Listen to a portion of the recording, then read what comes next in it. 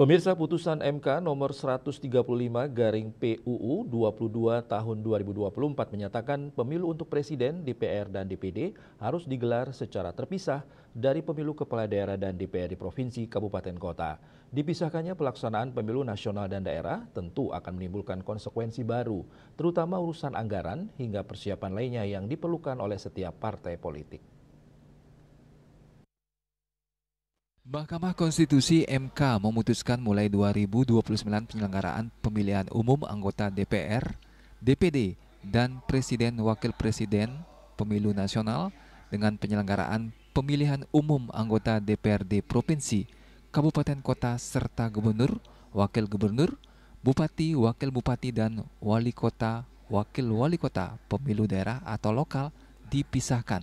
Menanggapi hal tersebut, Akademisi Hukum Universitas Suwarmadewa, Wayan Rideng, mengatakan pemisahan jadwal pemilu akan berpengaruh terhadap banyak regulasi yang selama ini menjadi dasar pelaksanaan pemilihan, termasuk dalam urusan anggaran.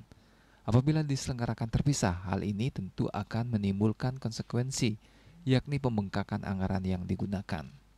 Aspek lain tentu dengan pemilu lokal di daerah akan juga dipikirkan bagaimana dari aspek pembiayaan, karena bagaimanapun juga tentang pemilu lokal atau pilkada tentu akan membebankan terhadap anggaran daerah, dan ini menjadi sebuah beban tersendiri. Belum lagi ada faktor-faktor lain menyangkut terhadap kabupaten, katakanlah mengenai pembiayaan pendidikan pada tingkat SD, SMP gratis.